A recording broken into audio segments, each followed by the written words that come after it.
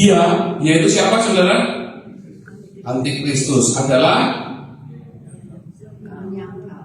yaitu yang menyangkal baik Bapa maupun anak. Di dunia ini siapa yang menyangkal hubungan Bapa dengan anak ini, saudara? Siapa? Siapa saudara? Islam. Ya, ya. Lam yalid wa lam yulad. Allah tidak diperanakan, tidak beranak dan tidak diperanakan. Ya, di dalam Al-Quran ayat 112 ayat 3 dan 4. Ya. Buddha menyangkal enggak? Enggak. Hindu? Enggak. Freemason? Enggak. Apalagi itu? Yang konspirasi itu ada nggak menyangkal bapak dan anak? Hah? Jewish? Orang Yahudi bilang bapak dan anak loh. Kami anak-anak bapak loh. Ya. Nanti ada satu saya tunjukkan bedanya Yudaisme sama kita. Ternyata nggak beda intinya. Ya, ternyata nggak beda. Sepakat ya, Islam. Ya. Tahu nggak sih, kenapa banyak orang disarankan minum madu saat sahur dan berbuka? Karena madu bukan cuma manis, tapi juga jadi bahan bakar alami tubuh saat puasa. Organ pertama yang terbantu adalah lambung. Madu melapisi dinding lambung, bikin perut lebih tenang dan gak kaget setelah kosong seharian. Kedua, hati. Madu membantu proses detoks dan mengubah gula alami jadi energi stabil. Ketiga, otak. Glukosa alami dari madu bikin fokus lebih awet, gak gampang lemes saat puasa. Keempat, jantung dan darah. Madu bantu menjaga aliran energi supaya tubuh gak drop mendadak. Makanya, sahur dan berbuka pakai madu bukan cuma manis, tapi bikin puasa lebih kuat, stabil, dan nyaman. Educlay juga kasih solusinya di keranjang kuning. Tinggal cek madu asli sudah terverifikasi supaya puasanya lebih stabil dan sehat. Follow Educlay untuk fakta menarik tiap hari. Jam 8 itu paling santer, jam 9 saya sudah bangun. Betul. Saya buka Komal, tidak ada apologet yang bangun. Atau mereka sibuk. Mungkin mereka butuh ini. Betul. Kayaknya butuh ini. Karena begitu saya buka Komal pagi-pagi, saya cari, mana ini Ya Komal? sering, sekarang ini kok nggak ada yang buka. Oh, Iya. siap bang. Tadi pagi, kemarin begitu terus. Jadi gimana mau dakwah kita ini bagus? Sementara saya mau solo, jaringan nggak bagus. Gitu. Kita kalah sama Pak Bom. Nggak ada yang seperti Pak Bom. Bisa 12 jam, 13 jam sendirian. Iya, betul. Jadi ya teman-teman apologet, dan bukan juga hanya apologet, Dinda. Siapapun, netizen kan juga ikut begadang. Mereka juga ikut tepuk tangan, mereka juga ikut ribut, tertawa. Maka ini, mereka butuh ini. Suplai nutrisi untuk menjaga kesehatan. Ini ada madu dan murah. Saya agaknya kaget. Berapa harganya? 40.000. 40.000. Sebanyak ini, Masya Allah. Allahu Akbar. Kenapa murah, teman-teman? Karena beliau langsung connect dengan sumber, dengan penghasil madunya. Bukan melalui banyak tangga-tangga, tapi langsung di tempatnya. Jadi murah. Jadi teman-teman netizen, silakan pesan madu ini di saudara kita. Di link deskripsi sudah ada juga. Ada di deskripsi ya, sehingga ya kita nonton itu bisa kuat. Percuma juga untuk nanti tidak masuk juga ilmunya kalau gitu. Assalamualaikum warahmatullahi wabarakatuh. Berjumpa lagi dengan Jadi TNC, channel mengedukasi dan menghibur. Belakangan ini kita lihat marak sekali teman-teman konten-konten para polikardus yang menghujat Islam. Bermunculan banyak sekali penghujat-penghujat Islam yang baru-baru. Dan ini seperti jamur di musim hujan, teman-teman. Banyak orang bertanda tanya, kok sebegitu bencinya mereka kepada Islam? Kok bisa begitu masif para laskar polikardus ini membenci Islam, teman-teman? Yang pertama, kita melihat banyak sekali medsos-medsos yang mengajarkan orang-orang Kristen untuk membenci Islam. Terus yang kedua, ternyata di gereja itu juga diajarkan bahwa Islam adalah musuh dari kekristenan. dan inilah yang berdampak besar tertanam di alam bawah sadar. Para laskar-laskar Polycarpus ini dibentuk. Jadi di sini teman-teman, saya kembali akan mengangkat sebuah fakta yang mengejutkan. Kita tahu para Polycarpus mengatakan bahwa di masjid orang-orang Islam diajarkan membenci Kristen. Saya dengar dari toa masjid, saya makan di sebelah masjid, ustadznya ceramah, benci Kristen, Kristen begini, begitu gitu kan. Fitnah yang sangat nyata teman-teman. Saya ingat sekali saya pernah diskusi dengan Sofiatul. Sofiatul ngomong sama saya, kenapa kamu mau ikut ajaran yang jahat sekali ini? Dia katakan bahwa Islam itu menanamkan benih-benih kebencian kepada anak-anak kecil. Anak-anak kecil Islam dididik untuk membenci Kristen, dibesarkan dengan membenci Kristen. Saya bilang, di mana buktinya? Ada. Saya waktu makan ya di sebuah restoran sebelahnya masjid, saya dengar khotbahnya seperti apa. Terus Polycarpus yang lain bilang, iya gitu kan. Mana buktinya? Ada pokoknya ada gitu kan. Terus saya bilang, apa nggak salah? Saya punya banyak bukti di gereja-gereja diajarkan untuk membenci Islam. Oh enggak, kami ajaran kasih gitu kan. Langsung mereka bilang kami ajaran kasih. Mana ada yang seperti itu?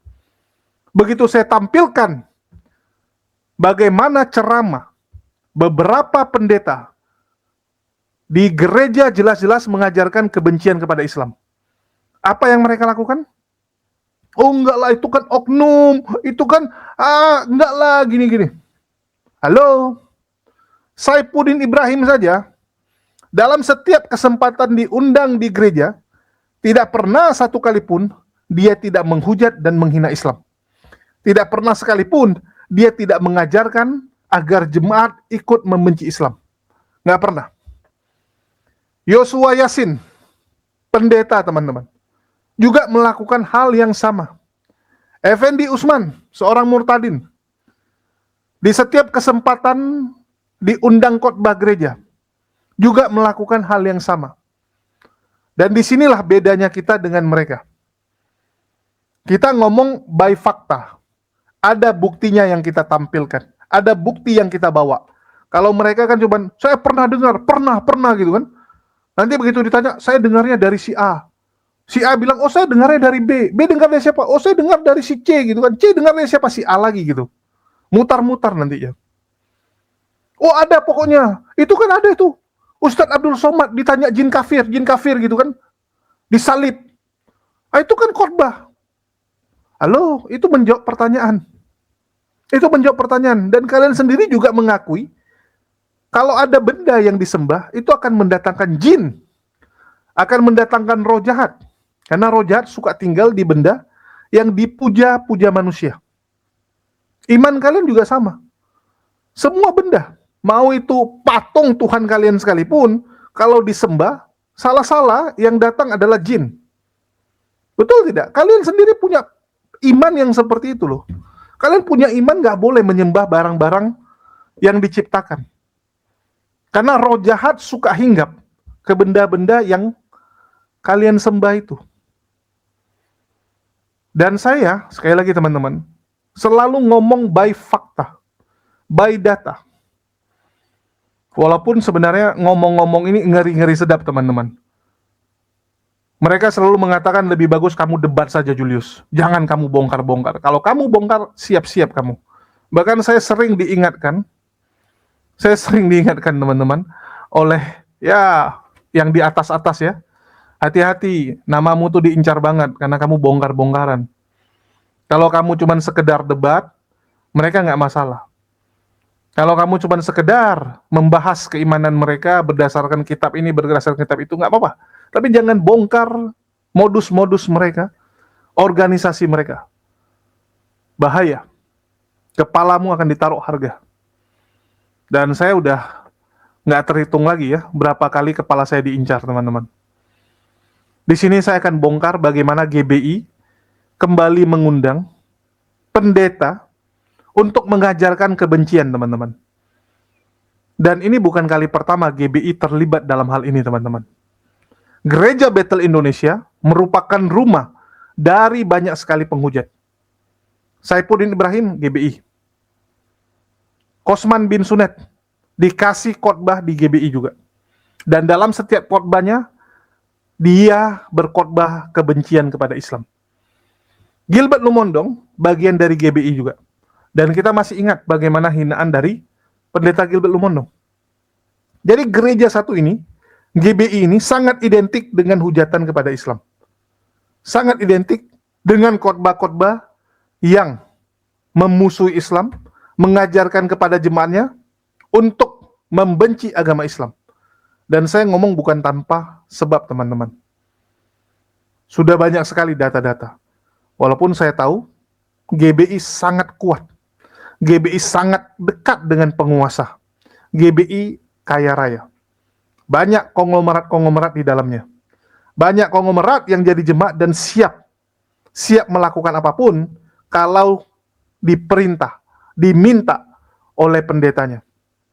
Tapi sekali lagi teman-teman, kebenaran harus disampaikan, kebenaran harus diungkapkan. Baru-baru ini GBI California, teman-teman. Jadi gereja Bethel Indonesia ini bukan hanya ada di Indonesia, tapi di luar negeri juga sudah banyak cabangnya. GBI California mengajarkan bahwa Islamlah antikristus tersebut. Islamlah musuh Kristen yang nyata. Bayangkan, di gereja khotbahnya adalah Islam antikristus. Islam adalah musuh yang harus diperang. Ngeri, teman-teman ya. Inilah yang membuat orang-orang Kristen itu sekarang membenci kita. Karena di gereja diajarkan bahwa kita adalah musuh mereka. Musuh, teman-teman. Ngeri. Ini saya tampilkan dulu buktinya supaya kalian lihat sendiri. Kalian semua, memang mereka berasal dari kita. Tapi mereka tidak sungguh-sungguh termasuk pada kita. Sebab jika mereka sungguh-sungguh termasuk pada kita, niscaya 20, mereka tetap sama dengan kita. Tetapi hal itu terjadi supaya menjadi nyata bahwa tidak semua mereka sungguh-sungguh termasuk pada kita. Bilangnya kita terus ya, terus 21, 20. Tetapi kamu telah memperoleh pengurapan dari Yang Kudus, dan dengan demikian kamu semua mengetahuinya. 21.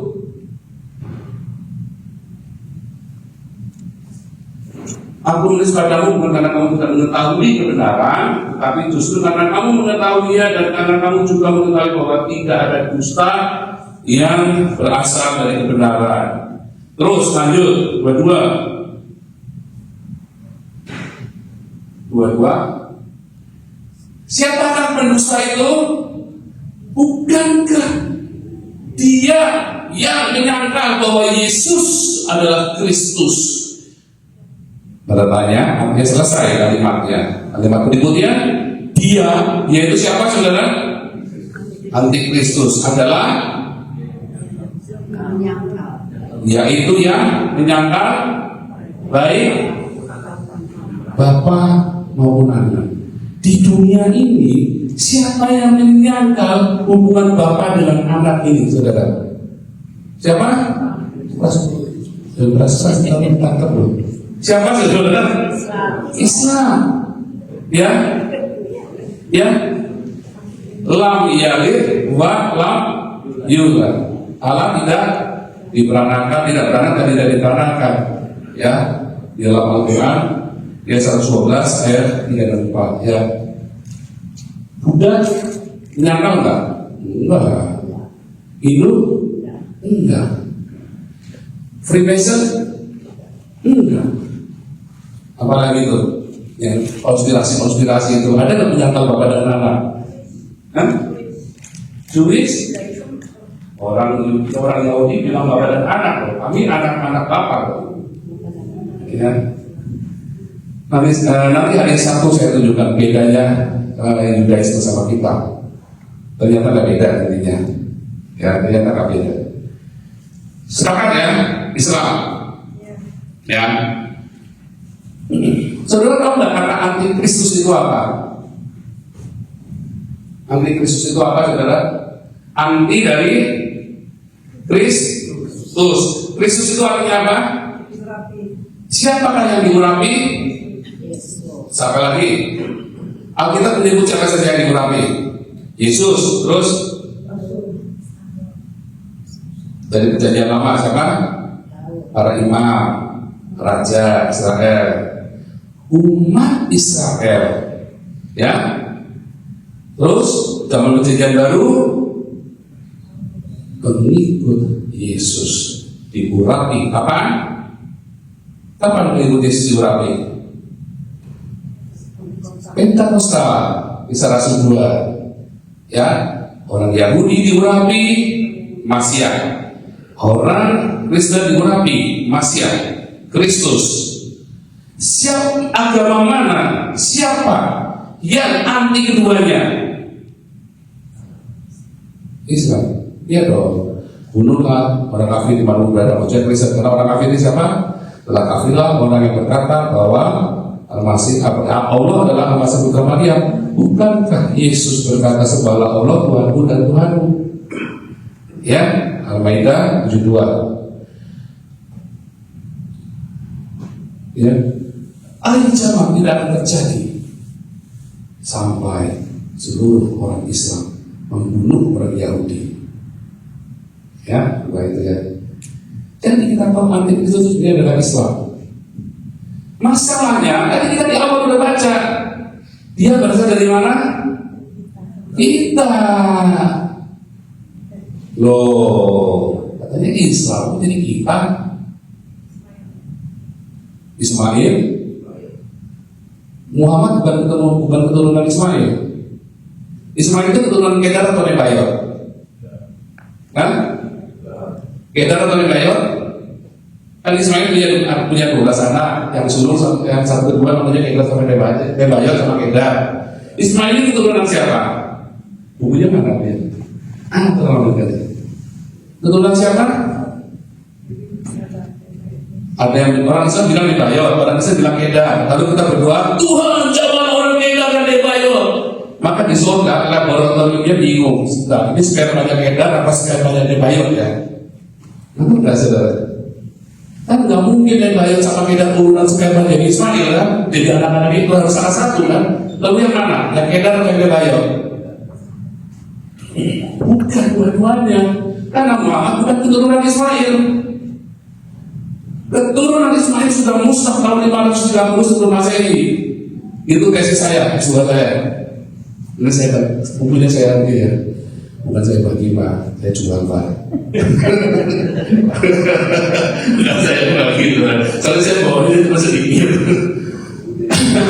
Jadi tahun 530 sebelum Masehi itu tanah sepanjang Petra Yordania dari Mesopotamia barat sampai ke Madinah itu dihancurkan genosida sama Raja Nabonidus Raja Babel. Lalu disitu si Nabonidus dengan pasukannya dia pindah ke situ. Lalu Kores menghancurkan seluruh Babel. Babel ditaklukkan oleh Raja Kores. Nabonidus dan pengikutnya sembunyi di situ. Jadilah suku Nabutean, NBTY,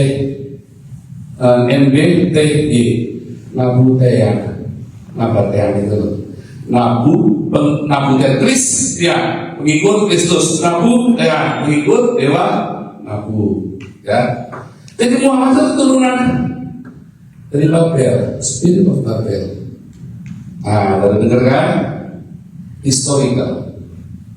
Saya tulis sejarahnya, saya tulis bukunya, itu tesis saya, sangat akademis, ada banyak contohnya, ada banyak referensinya, ada banyak arkeologinya. Jadi kalau ditanya, ya orang Islam tanya, tolong urutkan dari Muhammad sampai ke Ismail. Maka ada satu riwayat Ibnu Katsir bilangnya apa?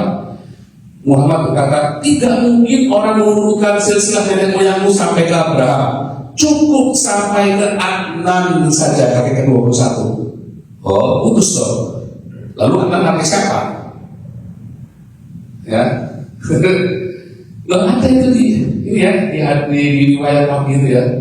Ada di buku saya tulis. Ya, jadi bukan Ismail intinya. harus dari kita. Antikris siapa? Dari kita. Muhammad itu ketemu Jibril sudah menikah belum? Waktu ketemu Jibril sudah menikah. Menikahnya sama siapa? Istrinya. Siapa yang dari Muslim di sini? Hah? Oh bukan. Jangan sebut-sebut Aisyah, itu melanggar hukum. Di bawah umur. Sebentar. Ada yang ex-Muslim di sini. Khadijah, ya. Betul? Khadijah itu agamanya apa? Khadijah itu agamanya Kristen. Karena pamannya dia, walinya dia, ayah angkatnya dia, ayah.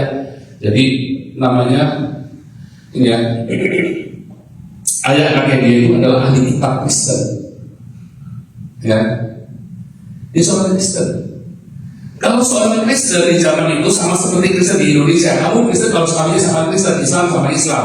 Kalau kamu Kristen kawin sama agama lain, nanti dari Vatikan kan keluar hukuman, atau dari kepausan di agama itu kan historian, ortodok kan buat hukuman, nggak boleh. Jadi kalau si Muhammad itu menikah sama orang Kristen, dia menikahnya cara apa? Pasti Kristen. Antikristus berasal dari kita. Siapa? Mulainya dari Muhammad. Karena Muhammad kan dulu Kristen, ketemu Jibril dia jadi Islam, convert. Anggap gak? Ya. Nah, ini ada buku saya ya. Ada buku saya, wah ini tak jamin keren. Ada silsilah dari Adam sampai ke Yesus. Ada tahun-tahunnya, ada semua ya. Ini ada belajar baca buku ini, Anda langsung master ya. Kami ada Bible College ya. Suaminya Citania ini salah satu mahasiswa kami udah lulus. Ibu Mary juga mahasiswa kami udah lulus. Tahun ini nanti 18 April wisuda. Dan ada yang di San Francisco, ada Ibu Norma juga, Ibu Norma Mambo ya, itu mahasiswa kami. Dan yang di San Francisco juga Pak TJ itu mahasiswa kami. Dan banyak ya, kita ada 1.200 ya udah. Nah, oke. Jadi antikristus berasal dari kita. Ingat-ingat ya. Jika bapaknya dari siapa? Dari Muhammad ini. Dia dari Kristen, dia convert. Ya, dia convert. Nah, lihat kan? Antikristus itu menyangkut bapak dan anak. Ingat-ingat itu ya. Bapak dan anak itu penting. Jadi kalau ada teologi yang mengatakan Yesus punya Tuhan, hati-hati saudara, serius. Ini permasalahan hidup dan mati kita orang Kristen. Kita dianiaya gara-gara kita mengakui satu-satunya Tuhan adalah Yesus. Maka para rasul sampai saya dianiaya. Dan karena mengakui Yesus Tuhan, ya, benar nggak? Yesus adalah kurios, master. Ada banyak Allah di muka bumi ini. Batu cincin juga bisa jadi Allah. Betul nggak? Istri kita juga bisa jadi Allah. Jangan pulang lu. Oh bingung kita kan. Ampun istri itu kita sebelah kan. Benar nggak? Istri kita pun bisa jadi Allah kan. Batu cincin, giok, kertas, ciamsi jadi Allah kan. Tapi siapa yang jadi tuanmu? Ya kan? Yesus. Tuhan kita adalah Yesus. Ada banyak Allah di muka bumi ini. Ya, 1 Korintus 8 ayat 6. Kalau kita banyak Alkitab ya nih ya. Saya sudah siapkan semua, tapi saya nggak bisa lagi ya. Dari ini saya sepertinya juga ketinggalan tadi. 1 Korintus 8 ayat 6. Jadi di muka bumi ini ada banyak Allah, saudara. Allah orang Amalek, Allah orang Midian, Allah orang Filistin. Kamu jangan bilang cuma ada Tuhan, cuma ada satu. Allah itu cuma satu. God is only one. Enggak, saudara, banyak. Benar nggak? Kalau kamu God is only one, orang balik kamu kan deh. Orang India bingung, 1 juta lah, kami ada 1 juta. Namanya monolatri, monoidolatri, monolatria. Ada banyak sekali Allah di muka bumi ini. Tapi kami hanya menyembah Yehova, Elohim, itu kata orang Yahudi, itu adalah monolatri. Ada banyak sekali Allah di muka bumi ini, tapi kami hanya menyembah Tuhan Adonai kami, yaitu Yehova Elohim. Itu.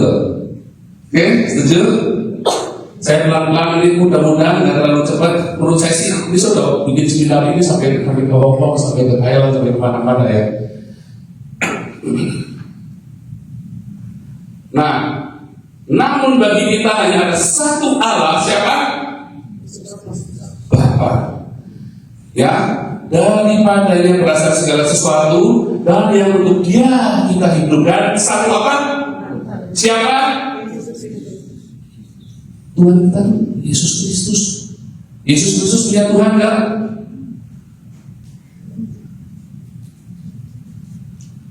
Yesus Kristus punya Tuhan enggak? Siapa yang enggak punya? Ayo loh. Satu Tuhan, enggak ada yang lain. Itu Yesus. Satu Allah, enggak ada yang lain, yaitu Bapa. Lalu Yesus memanggil Allah itu adalah Bapaknya.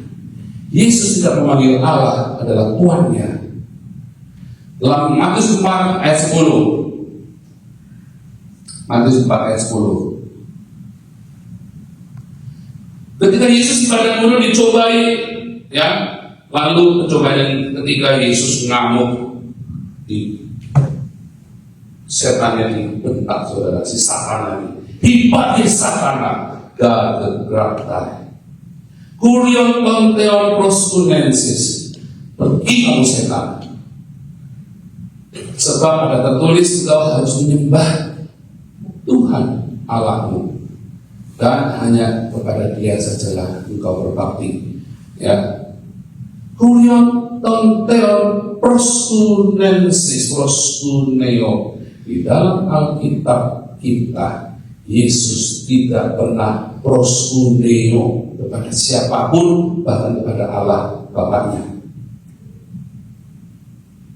Kan dia bilang, kamu hanya boleh proskuneo kepada Tuhan Allahmu. Para muridnya proskuneo. Para orang yang disebutkan Yesus, setan-setan, malaikat proskuneo kepada Yesus. Tapi Yesus tidak pernah proskuneo kepada siapapun. Artinya, siapakah Yesus?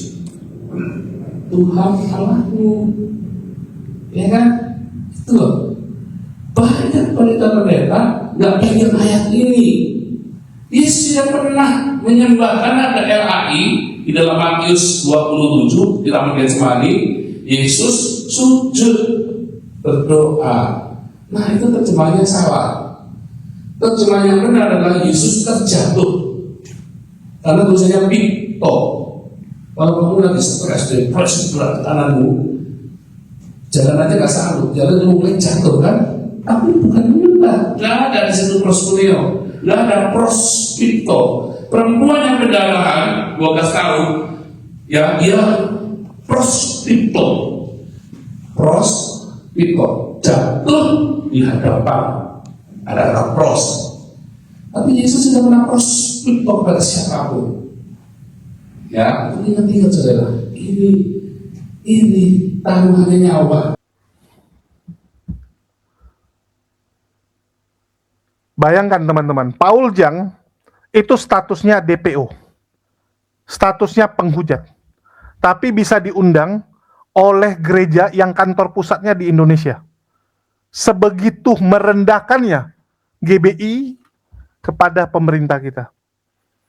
Saya agak bingung ya, apa nggak ada lagi pendeta lain yang bisa diundang, sampai Paul Jang yang harus diundang, Edi Saipudin yang diundang.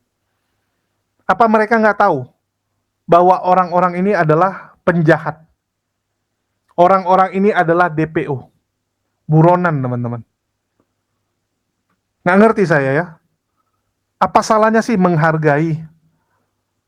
Walaupun mungkin nanti mereka beralasan, kita ditawari, ada nih si Paul Jang lagi di California, kasihlah dia khotbah. Kalian berhak menolak. Karena kalau kalian undang orang seperti ini, yang notabene kalian sudah tahu sepak terjangnya, pembahasannya akan seperti apa, masih juga kalian undang, itu sama saja kalian ngajak ribut umat muslim. Sama aja teman-teman. Ini ngajak ribut yang nyata sebenarnya. memberikan panggung buat penghujat Islam untuk ngomong kebencian kepada Islam. Ini teman-teman, ya, kalian bisa lihat sendiri, inilah kelakuan gereja-gereja.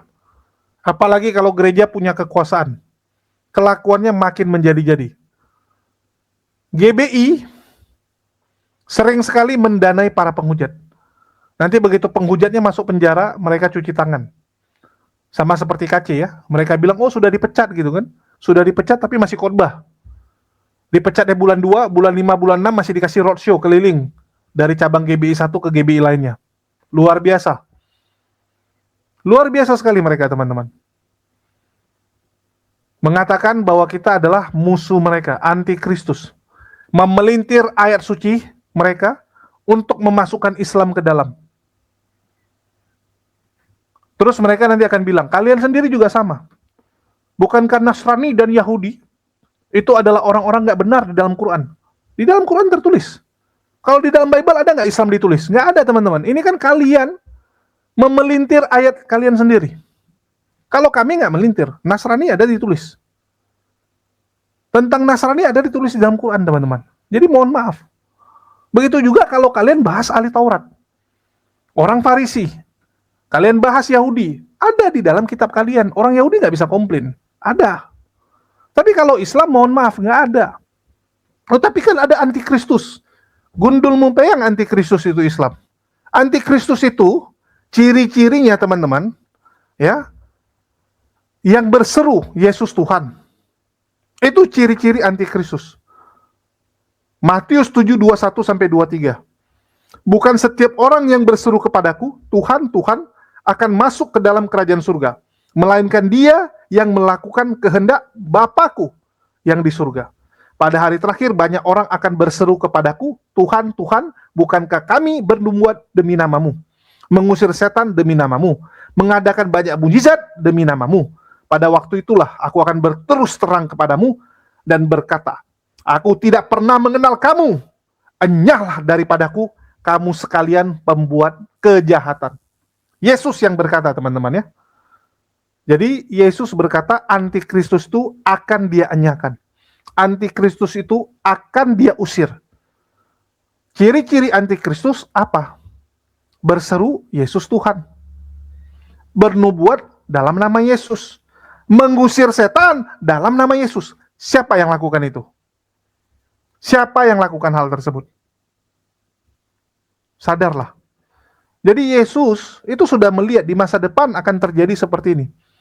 Sudah disampaikan oleh Allah, masa depan umatmu seperti ini. Sampaikan. Karena nubuatan para nabi pasti tergenapi. Setiap nabi bernubuat, dan inilah nubuat Yesus tentang akhir zaman, tentang adanya kelompok orang-orang yang menuhankan dirinya. Menuhankan dirinya, memanggil namanya dengan Tuhan. Mengusir setan dengan namanya, bukan dengan nama Bapak ya. Kalau kita lihat teman-teman kita ini lucu. Tuhannya siapa? Bapak gitu kan. Bapak, Yesus, Roh Kudus. Tapi ngusir setan dalam nama Yesus saja. Nggak pernah dalam nama Bapak, dalam nama Roh Kudus. Nggak pernah dalam nama Trinitas. Hei setan, keluar kau. Mereka nggak. Dalam nama Yesus. Dalam nama Yesus selalu, teman-teman. Bapaknya mana? Halo, Bapaknya mana? Maka sahlah. Matius 7:21 ini itu mengarah kepada siapa? Ya mengarah kepada kalian. Jadi antikristus ciri-cirinya ya seperti itu. Bernubuat nama Yesus, memanggil Yesus Tuhan. Ya. Bermukjizat dalam nama Yesus juga. Risulilubis mengklaim bisa melakukan mukjizat dalam nama Yesus. Padahal iblis yang jadi bapakmu. Udah dibilang iblis yang jadi bapakmu. Yesus sudah bilang kan. Dan ciri-ciri rasul yang membawa ajaran tersebut adalah apa? Dia adalah ahli Taurat dan orang Farisi. Dia adalah orang munafik yang mengarungi lautan dan menjelajah daratan. Jadi di Matius 23 dikatakan, dia akan mengarungi lautan. Siapa yang mengarungi lautan? Siapa yang menjelajah daratan? Dia akan berkata kamu bertobat. Ya. Dia akan mengata kamu bertobat jadinya. Karena dianggap mengikuti ajarannya sama dengan bertobat. Tapi apa dibilang Yesus, teman-teman? Kamu menjadikan dia orang neraka yang 2 kali lebih jahat daripada kamu sendiri. 2 kali lebih jahat daripada yang membawa ajaran ini. Ngeri nggak, teman-teman? Jadi kamu jahat nih. Kamu jadi berkali-kali lipat lebih jahat. Kamu setara 2 kalinya yang membawa ajaran ini. Jadi kalau kita lihat, orang ini ya, sebelum dia membawa ajaran ini, dia adalah pembunuh, dia adalah pendosa. Ya, dikatakan bahwa dia adalah pendosa gitu kan. Terus setelah dia memeluk ajaran ini, setelah dia mengajarkan agama ini, dia membuat orang 2 kali seperti dia dulu. Ngeri nggak? Kalau ini Nabi Muhammad, kan mereka bilang, oh antikristus Nabi Muhammad. Kalau Nabi Muhammad bagus dong. Nabi Muhammad dari dulu pribadinya lebih baik. 2 kali lipat dari kelakuan Nabi Muhammad SAW itu luar biasa sekali. Mendekati Nabi aja kita nggak sanggup. Secara kelakuan bisa 2 kali lipat, wih Masya Allah, luar biasa sekali dong kita. Betul nggak? Bagaimana baiknya, bagaimana bijaksananya Nabi. Kalau bisa 2 kali lipat, apa nggak gila itu namanya, teman-teman? Kalau ini kan nggak. Rasul yang membawa ajaran ini kelakuannya bejat, dan kalian yang mengakui, oh dia sudah bertobat gitu kan. Bertobat dari mana? Bertobat, ya. Tapi membawa orang jadi tersesat, membawa orang 2 kali lebih jahat daripada dirinya. Jadi bagi teman-teman, buka mata kalian. Siapa antikristus sebenarnya? Nggak ada Islam ditulis, teman-teman. Dan ciri-cirinya nggak nyampe ke Islam juga gitu. Jauh banget dari Islam. Ya. Islam nggak pernah bernubuat dalam nama Yesus. Islam nggak pernah memanggil Yesus Tuhan. Nggak pernah, teman-teman. Ya. Nggak pernah bermukjizat dalam nama Yesus. Apa pula mukjizat dalam nama Yesus? Dan yang membawa agama Islam yaitu Nabi Muhammad SAW nggak pernah mengarungi lautan. Lihat laut aja pun kagak pernah. Boro-boro diarungi lautannya. Siapa yang mengarungi lautan, menjelajahi daratan? Bayangkan. Yesus sudah sampaikan hal itu dan kalian masih ngeyel. Masih ngeyel, teman-teman. Malah GBI memelintir ya. Ini kalau diajarkan terus, teman-teman, di GBI, kalau diajarkan terus tuh buat anak-anak sekolah minggu, pantaslah mereka menjadi penghujat-penghujat Islam di masa depan. Bahkan nggak perlu masa depan ya, mungkin selesai dari khotbahnya, selesai dari belajarnya ya di gereja, langsung buka komal maki-maki Islam, hujat-hujat Islam.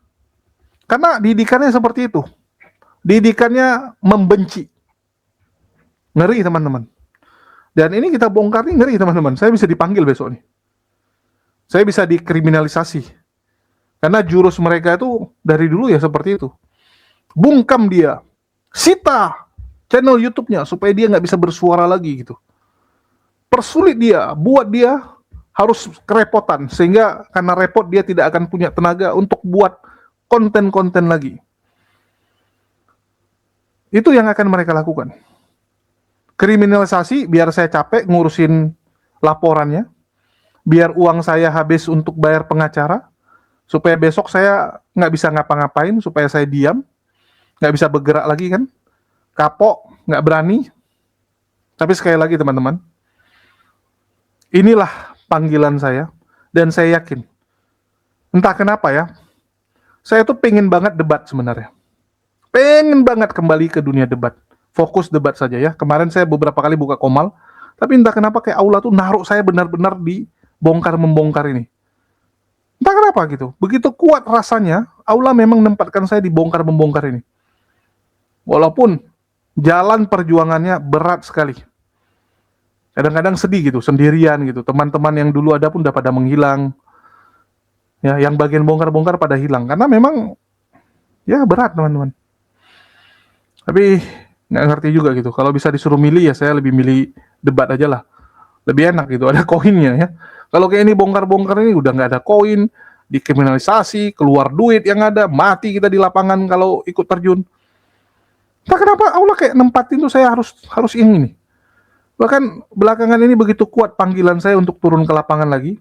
Padahal istri lagi hamil dan saya komplain teman-teman. Saya nggak mau, saya bilang. Saya bilang sama Allah, saya nggak mau. Istri saya lagi hamil, saya lagi butuh biaya. Mending saya fokus kerja gitu kan, urusin madu dan sebagainya. Ke lapangan itu resiko, keluar biaya, capek gitu. Ini entah kenapa. Jadi balik lagi kalau memang Allah berkehendak dan memang kita punya budget untuk turun ke lapangan ya mungkin kita akan turun lah. Ya karena memang kadang-kadang lawan perintah Allah ini susah. Kita mau lawan nggak bisa, kita mau lawan nggak bisa, selalu diarahkan balik. Puyeng. Oke, mungkin itu aja yang bisa saya sampaikan di sini. Makasih nih buat teman-teman semua yang udah nyimak, udah mendukung channel ini selalu.